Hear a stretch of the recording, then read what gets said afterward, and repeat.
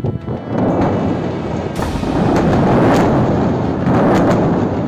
presidency is winning and now winning bigger.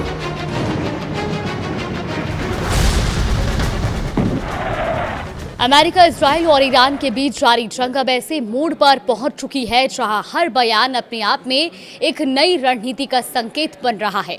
अब इसी बीच America के राष्ट्रपति डोनाल्ड ट्रंप ने 20 मिनट के अपने संबोधन में जो कहा, उसने सवाल को और गहरा कर दिया है कि क्या जंग अब खत्म होने वाली है या अब और तेज होने वाली है।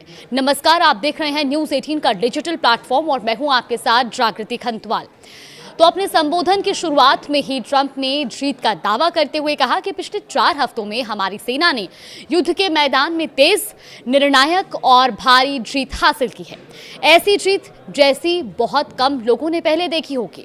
उन्होंने ईरान की सैन्य ताकत को लगभग खत्म बताते हुए कहा कि आज की रात ईरान की नौसेना खत्म हो चुकी है और उनकी वायुसेना पूरी तरह बर्बाद हो गई है।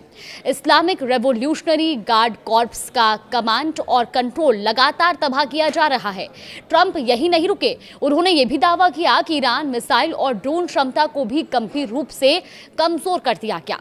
अब उनके शब्दों में मिसाइल और ड्रोन लॉन्च करने की उनकी क्षमता को बड़े पैमाने पर खत्म कर दिया गया। यहां तक कि उन्होंने ये भी कहा कि युद्ध के इतिहास में कभी भी किसी दुश्मन को इतने कम हफ्तों में इतना विनाशकारी नुकसान नहीं झेलना पड़ा। लेकिन इसी संबोधन में कहानी का दूसरा पहलू भी सामने आया। जहां एक तरफ ट्रंप जीत की तस्वीर पेश कर रहे थे, तो वहीं दूसरी तरफ उन्होंने साफ संकेत दिया कि जंग अभी खत्म नहीं होने वाली। उन्होंने कहा कि आने वाले 2 से 3 हफ्तों में हम उन्हें बेहद कड़ा जवाब देंगे और साथ ही ट्रंप ने यह भी इशारा किया कि जरूरत पड़ने पर ईरान के तेल ढांचों को भी निशाना बनाया जा सकता है, यानी सैन्य दबाव अभी और बढ़ सकता है।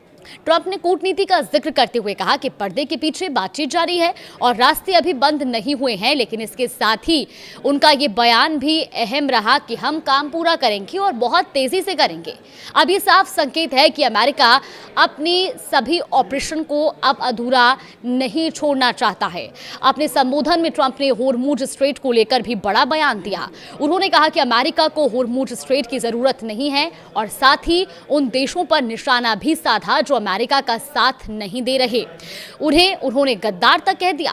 ट्रंप का दावा था कि जैसे ही ये संघर्ष खत्म होगा, होर्मुज अपने आप खुल जाएगा और इस बीच उन्होंने ये भी दावा किया कि ईरान अब दबाव में है। उनके मुताबिक ईरान ने सीज़फायर की मांग की है। हालांकि जमीनी हालात इस दावे की पुष्टि नहीं करते, लेकिन ट्रंप का ये बयान उनकी रणनीतिक स्थिति को दिखाता है। एक तरफ दबाव, दूसरी तरफ बातचीत। ट्रंप ने अपने संबोधन में ये भी कहा कि अमेरिका अपने लगभग सभी सैन्य लक्ष्यों के करीब पहुंच चुका है और अब हम अपने मिशन के अंतिम चरण में हैं।